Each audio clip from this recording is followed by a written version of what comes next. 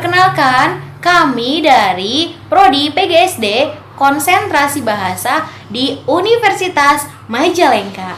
Sebelumnya, perkenalkan, nama saya Tanti Anissa Ramdhani dan teman saya Sofia Aryani. Kami di sini akan menyampaikan podcast mengenai sudah efektifkah pembelajaran daring atau pembelajaran jarak jauh di masa pandemi ini diberikan kepada peserta didik khususnya di sekolah dasar. Dan semoga kalian yang menonton dan melihat video ini dapat menyimak dari pembahasan mengenai efektifkah pembelajaran daring diberikan pada peserta didik di sekolah dasar. Dan semoga kalian pun yang melihat video ini dalam keadaan sehat dan tetap semangat dalam belajar. Tan, bolehkah saya tanya sesuatu? Boleh. Mau bertanya apa? Menurutmu pembelajaran daring di masa pandemi itu seperti apa? Nah, sebelum bahas ke pembelajaran di masa pandemi itu seperti apa, kita bahas dulu bahwa dengan adanya pandemi seperti saat ini sangatlah berdampak dalam segala aspek atau segala hal, bukan hanya dari pendidikan saja, mau ekonomi, pariwisata ataupun dan hal lainnya. Namun pada kali ini saya akan menjawab bagaimana pembelajaran daring di masa pandemi saat ini. Nah, untuk pembelajaran daring atau pembelajaran jarak jauh di masa pandemi ini harus dilaksanakan dengan tetap memperhatikan aspek kognitif, afektif, dan psikomotor maupun dari ranah C1 sampai C6. Kenapa? Nah, dengan adanya pembelajaran jarak jauh, jadi yang memberikan pembelajaran itu bukan hanya guru tetapi dari orang tuanya, orang tua peserta didik itu sendiri. Maka pembelajaran yang harus dilaksanakan itu yaitu harus bukan hanya dari aspek pengetahuannya saja, tapi dari aspek keterampilan pun harus diberikan dengan cara melakukan percobaan sederhana bersama orang tuanya.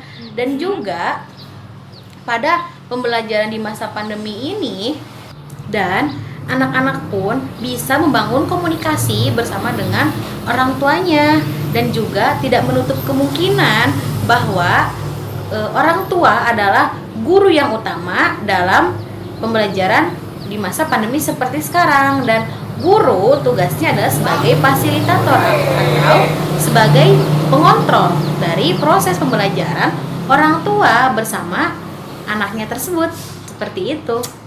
Berarti di masa pandemi ini, terutama dalam pembelajaran, orang tua menjadi salah satu hal yang dibutuhkan anak. Karena bagi guru, terutama dalam menjelaskan materi maupun pemberian tugas, hanya bisa menyampaikan secara terbatas dan sepenuhnya diserahkan kepada orang tua untuk membimbing kegiatan pembelajaran di dalam rumah.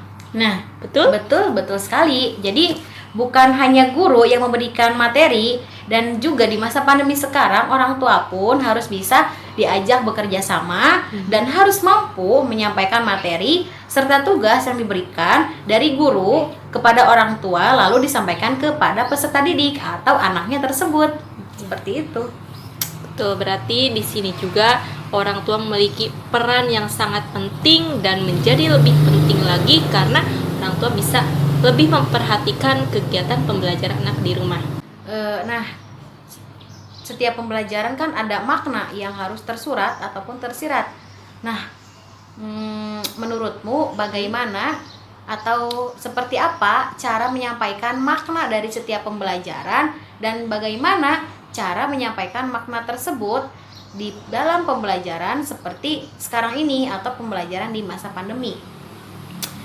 Sebetulnya pembelajaran di masa pandemi itu memberikan kebermaknaan hampir sama dengan pada saat pembelajaran luring, karena kebermaknaan tersebut bisa didapat oleh peserta didik dengan cara ketika mereka memahami apa yang disampaikan oleh guru saat menyampaikan materi pembelajaran. Seperti halnya ketika guru menyampaikan sebuah konsep ataupun rumus kepada peserta didik, mereka paham dan mengerti, maka kebermaknaan dapat dilakukan dalam kehidupan sehari-hari. Seperti halnya contoh dalam pembelajaran IPA ketika guru mengajarkan tentang proses mendidih atau menguap itu kan terjadi dalam kehidupan sehari-hari, dan secara tidak sadar anak pun telah menerapkan kebermaknaan yang telah disampaikan oleh guru. Nah, dalam pembelajaran daring tersebut yang sudah saya sebutkan tadi tidak jauh berbeda dengan pembelajaran secara luring atau tatap muka. Mungkin itu kebermaknaannya. Oh, jadi seperti itu. Berarti makna pembelajaran bisa disampaikan di masa pandemi ini dengan cara ya tadi, dengan cara percobaan sederhana bersama dengan orang tua. Iya, Jadi betul. makna bisa disampaikan bukan hanya pembelajaran secara langsung, tapi juga melalui pembelajaran daring seperti sekarang. Makna itu bisa disampaikan juga, tetapi memang pada penyampaiannya bukan dari guru, tetapi kegiatan bersama orang tua. Iya, betul. Dan bagaimana cara penyampaiannya mungkin akan berbeda sedikit. Ketika kita pembelajaran daring, anak akan bisa bertanya secara langsung dan melihat bagaimana kegiatannya. Namun pada saat pandemi seperti ini, yang hanya bisa melihat kemampuan anak dari segi kognitif, afektif, dan psikomotor, yakni orang tua. Orang tua dapat menilai apa yang dilakukan anak dalam kegiatan sehari-harinya maupun kegiatan yang diberikan oleh guru. Ketika siswa bertanya, mungkin itu dapat melatih dari aspek berpikir kritisnya dan dapat melatih dari segi berkomunikasinya. Itu mungkin kebermaknaannya. Nah, sekarang saya pun ingin bertanya, menurutmu apa rencana guru yang bisa dilakukan dalam melaksanakan pembelajaran daring di masa pandemi seperti ini? Nah, rencana yang dilakukan guru pada pembelajaran daring atau pembelajaran jarak jauh di masa pandemi ini yaitu merencanakan pembelajaran yang dikemas atau disatukan dengan kemajuan teknologi. Salah satunya dengan melalui penggunaan grup WhatsApp, link YouTube ataupun Edmodo, ataupun bisa juga melalui pembelajaran yang lainnya.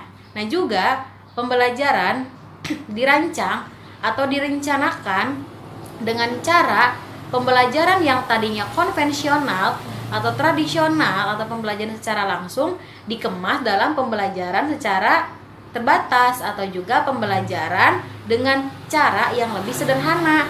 Nah, salah satunya itu dengan melaksanakan praktikum sederhana bersama orang tua. Jadi, bukan hanya aspek pengetahuannya saja, tetapi juga aspek keterampilannya pun akan dilatih dengan secara tidak sadar, yaitu dengan berkegiatan seperti tadi percobaan sederhana bersama dengan orang tua, dan itu juga akan merangsang daya kritis dari si anak atau peserta didik itu juga. Nah, jadi dalam perencanaan pembelajaran di masa pandemi ini bukan hanya pengetahuannya saja, tetapi keterampilannya pun harus diberikan. Tetapi keterampilannya itu diberikan oleh orang tuanya sendiri dan berkegiatan dengan orang tuanya sendiri, dan guru di sini sebagai fasilitator atau sebagai pengarah materi apa yang harus diajarkan, pembelajaran apa yang harus dilakukan, dan percobaan apa yang harus dilaksanakan oleh anaknya tersebut. Seperti itu. Berarti itu ya, banyak rencana guru. Mungkin rencana-rencana yang lainnya seperti halnya guru mengadakan kelompok kecil itu menjadi salah satu rencana ya, yang mungkin itu dipikirkan secara mendadak karena dari pembelajaran luring menjadi pembelajaran daring tersebut tentu banyak sekali perubahan yang dirasakan guru, dari mulai mungkin harus melek teknologi itu kan menjadi salah satu hal penting. Sekarang menurutmu apa perubahan yang sangat terasa dalam pembelajaran daring seperti saat ini? Perubahan yang sangat terasa pada saat pembelajaran daring ini sebetulnya dari segi pemberian materi pasti itu jelas sangat terasa. Lalu dari membimbing peserta didik sampai dengan cara mengevaluasi penilaian itu sangat terasa sekali mungkin bagi seorang guru. dari hal-hal tersebut yang sudah disebutkan, banyak kendala yang dihadapi dari segi kuota internet maupun segi sinyal. Itu menjadi kendala dan perubahan dalam masa pandemi seperti ini. Namun ketika sekarang adanya pembelajaran daring, guru harus berputar otak bagaimana mereka harus bisa memberikan sebuah pengajaran bagi peserta didik agar mereka tetap belajar dan mendapatkan ilmu yang seharusnya mereka dapatkan dari seorang guru. Perubahan-perubahan yang terjadi ketika dalam pelaksanaan pembelajaran yang sangat signifikan terasa itu mungkin dari cara penyampaian. Ketika pembelajaran secara luring, mungkin guru menyampaikan secara tatap langsung dan melihat kondisi anak ketika di dalam kelas, apakah itu ada anak yang memperhatikan ataupun bagaimana. Nah, ketika pembelajaran daring seperti ini, guru hanya bisa menyampaikan mungkin dalam waktu yang terbatas, dan itu pun tidak semua siswa masuk secara bersamaan karena mungkin ada faktor sinyal maupun kuota. Dan ketika mereka ingin bertanya sesuatu pun mereka harus berpikir ulang, karena yang akan mereka tanyakan tersebut mungkin hanya menyangkut dengan materi yang sudah guru jelaskan saja, tidak bisa bertanya lebih dari kapasitas di pembahasan seperti itu. Ketika pembelajaran luring, mereka bisa bertanya semau mereka ketika masih dalam jangkauan pembelajaran. Namun ketika sekarang ini, ya guru hanya bisa menyampaikan pembelajaran sebatas yang mereka bahas saja. Lalu dalam segi penilaian pun banyak yang sudah dirasakan dari beberapa guru. Mungkin untuk penilaian mereka hanya melihat dari hasil kognitif yang telah mereka kumpulkan kepada guru. Namun dalam penilaian tersebut, ya seperti kita tahu dalam kenyataannya ketika pembelajaran daring tidak murni dilakukan oleh peserta didik. Mungkin pasti ada bantuan dari orang tua kan, ya pasti akan terlibat biarpun orang tua membimbing, tapi secara tidak langsung ada beberapa orang tua yang sudah silahkan tugas tersebut dibantu oleh orang tua, tapi mereka juga ingin segera anak pun menyelesaikannya dengan cepat. Nah, itu kan mungkin mengganggu kegiatan orang tua, maka orang tua pun membantu, ya dalam artian tidak murni mendapat nilai asli. Nah, itu dari segi penilaiannya. Lalu dari segi pemberian tugas pun guru tidak bisa memberikan tugas yang terlalu banyak, akan menghambat pada kondisi anak. Karena pembelajaran seperti ini yang tadi sudah saya sebutkan, guru tidak leluasa dalam menyampaikan apapun, dan pemberian tugas tidak menitik beratkan anak untuk mampu dan bisa, karena dalam pembelajaran daring tersebut yang diterapkan yakni dari segi perilakunya. Mungkin itu yang menjadi pendukungnya, yakni dari segi pengetahuan. Jadi itu dua poin pentingnya, dari segi perilaku dan dari segi kognitif, dan perubahan-perubahan yang terjadi dalam pembelajaran daring ya tadi yang sudah saya sebutkan, dari mulai cara penyampaian materi, mengevaluasi, membimbing peserta didik, dan cara pemberian tugas itu yang sangat dirasakan pada saat pembelajaran daring. Tan, menurutmu tujuan pembelajaran di masa pandemi itu seperti apa ya? Nah, tujuan dari pembelajaran di masa pandemi atau tujuan dari pembelajaran jarak jauh ini yaitu mengarahkan anak atau mengarahkan peserta didik untuk belajar mencari tahu sendiri, belajar menentukan, membuat sesuatu, dan menggunakan berbagai sumber belajar maupun sumber media pembelajaran ataupun sumber pengetahuan yang lain ataupun sumber pengetahuan yang baru. Dan juga peserta didik dapat mengembangkan kreativitas. Bukan hanya kreativitasnya saja, juga bisa mengembangkan daya kritisnya, pengetahuannya. Dan juga dalam pembelajaran peserta didik itu bisa memanfaatkan teknologi, informasi, dan komunikasi. Seperti itu tujuannya dari pembelajaran daring kali ini. Dan untuk guru itu tujuannya yaitu mengasah guru untuk melek teknologi, menambah pengetahuan, menambah juga kemampuan si guru itu dalam menyampaikan pembelajaran meskipun dilakukan melalui dengan sosial media. Seperti itu. Berarti benar-benar pada masa pandemi ini guru harus dituntut untuk melek teknologi ya. Iya, bukan hanya guru tetapi juga anak maupun orang tuanya itu sendiri. Seperti itu. Iya. Nah, pastinya rumit sekali ya dengan adanya pembelajaran daring atau pembelajaran jarak jauh di masa pandemi seperti saat ini. Nah, pasti penilaiannya pun akan banyak perubahan dan penilaiannya pun akan sangat berbeda jauh ketika dilakukan pembelajaran secara langsung. Nah, menurutmu bagaimana penilaian atau penilaiannya seperti apa yang bisa diterapkan pada pembelajaran daring di masa pandemi seperti saat ini?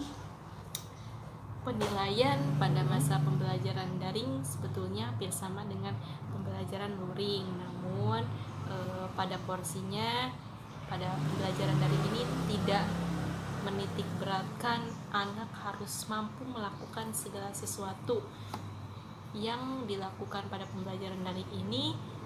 Anak harus bisa mengamati, lalu dengan cara memberikan skor dan cara mendeskripsikan, serta anak mampu menginterpretasikan informasi dalam proses pembelajaran berlangsung. Nah, itu kegiatan dalam penilaian pada masa pembelajaran daring. Dan pembelajaran daring di sini mungkin penilaiannya dilakukan untuk refleksi ketika pembelajaran telah selesai dilakukan. Oh, berarti penilaian pada pembelajarannya itu dipersempit tetapi juga masih bisa mengukur aspek kognitif, afektif, dan psikomotor, dan juga bisa tetap mengacu penilaiannya pada ranah dari C1 sampai C6. Ya, betul. Lalu saya akan bertanya kepada Tanti. Ini jadi pertanyaan terakhir yang mungkin akan menutup pada akhir video ini ya. Iya. Pembelajaran di masa pandemi ini mungkin banyak dirasakan baik dari kalangan guru maupun orang tua dan peserta didik. Nah, apa yang dihasilkan dari pembelajaran daring khususnya bagi orang tua, guru, dan peserta didik? Nah, apa yang dihasilkan dengan adanya pembelajaran daring baik bagi guru, bagi orang tua, dan bagi peserta didik itu sendiri? Nah, sebelumnya yang akan kita bahas ini ada 3 aspek. Yang pertama dari aspek peserta didik, orang tua, dan juga aspek dari guru. Nah, yang dihasilkan dari pembelajaran daring atau pembelajaran jarak jauh di masa pandemi saat ini dari aspek peserta didik terlebih dahulu. Nah, mungkin dari aspek peserta didiknya yang dihasilkan dengan adanya pembelajaran daring yaitu peserta didik bisa mengembangkan daya kritisnya, bisa mengembangkan pengetahuannya, bisa mencari tahu sendiri, bisa menggunakan berbagai media atau berbagai sumber dalam melakukan pembelajaran, dan juga bagi peserta didik bisa melakukan percobaan sederhana dan bisa menambah pengetahuannya meskipun peserta didiknya belajar dari rumah. Nah, dari aspek orang tuanya, orang tua bisa menjadi lebih dekat dengan anak, bisa mengetahui pengetahuan anaknya, bisa memantau perkembangan anaknya, bisa mengetahui sejauh mana anaknya dapat memahami pembelajaran yang diberikan oleh orang tua dengan melalui gurunya. Nah, terus dari orang tuanya sendiri bisa mengetahui apakah anaknya mampu atau tidak ketika melakukan percobaan, apakah anaknya mampu merangkum seluruh proses pembelajaran dari awal sampai akhir, apakah anaknya bisa diarahkan atau tidak. Nah, jadi dengan adanya pembelajaran pandemi seperti saat ini, orang tua dan anak pun bisa saling support atau saling mengetahui gitu. Jadi orang tua bisa mengarahkan anaknya dan anaknya bisa diarahkan oleh orang tua. Namun dari ranah orang tua itu sendiri ada respon positif dan ada respon negatif. Respon positifnya yang tadi orang tua bisa mengetahui perkembangan anaknya, bisa memantau pengetahuan anaknya dan bisa mengetahui anaknya mampu menghadapi pembelajaran atau tidak. Sedangkan respon negatifnya bagi orang tua yang khususnya bekerja itu sangat memberatkan karena orang tua pekerja itu tidak banyak waktu untuk di rumah. Jadi ketika orang tuanya bekerja dari tempat bekerjanya kemudian pulang ke rumah dalam keadaan ya katakanlah sibuk atau katakanlah sudah lelah gitu ya dengan segala aktivitas dalam pekerjaannya, harus diberatkan lagi untuk mengarahkan anaknya untuk belajar, membimbing pekerjaan rumah yang harus dilaksanakan oleh anaknya dan juga melaporkan hasil pekerjaan rumah atau hasil percobaan anaknya kepada gurunya untuk kemudian dinilai. Nah, terus yang dihasilkan dari aspek guru. Nah, yang tadi sudah kita bahas, jadi guru bisa melek teknologi, guru bisa mengembangkan pengetahuan dengan menggunakan perkembangan zaman, guru bisa menyelaraskan dengan peradaban, khususnya di zaman seperti saat ini, guru harus menguasai teknologi dan komunikasi, dan itu dilakukan dengan cara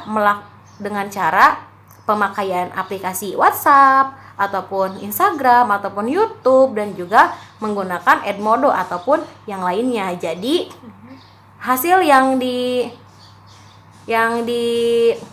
ditunjukkan atau yang dihasilkan dari pembelajaran daring ini baik dari peserta didik, orang tua dan juga dari guru itu sangat berkomplemen atau saling berkaitan. Nah, yang tadi sudah saya sebutkan gitu. Jadi dengan adanya pandemi ini tidak menutup kemungkinan pembelajaran pun masih bisa dilaksanakan meskipun hanya dari rumah dan dilaksanakan secara bersamaan antara guru, peserta didik dan juga orang tua, namun memakai media sosial atau juga menggunakan teknologi. Mungkin seperti itu. Inti dari apa yang sudah tadi dibicarakan mungkin harus ada kerjasama ya, antara orang tua, guru maupun peserta didik sendiri agar tujuan pembelajaran yang sudah dirancang atau sudah dibuat oleh guru dapat terlaksana. Seperti itu? Betul sekali. Nah, dari apa yang sudah kami sampaikan mengenai sudah efektifkah pembelajaran daring diberikan di masa pandemi saat ini khususnya pada anak sekolah dasar. Nah, sebetulnya tergantung kepada perspektif atau pendapat setiap orang karena setiap pendapat orang itu pasti berbeda-beda. Ada yang negatif dan ada juga yang positif. Untuk yang positif mungkin bisa melatih konsentrasi anak, bisa menambah kedekatan anak bersama orang tua. Orang tua bisa mengetahui apa yang sudah anaknya pelajari, apa yang sudah anaknya lakukan, dan apa yang sudah anaknya kerjakan. Seperti itu. Mungkin hanya itu yang bisa kami sampaikan mengenai sudah efektifkah pembelajaran daring di masa pandemi, khususnya diberikan kepada anak sekolah dasar. Mohon maaf apabila ada salah kata kami dalam menyampaikan atau dalam mengucapkan. Kurang lebihnya kami mohon maaf. Wabillahi taufiq wal hidayah. Wassalamualaikum warahmatullahi wabarakatuh.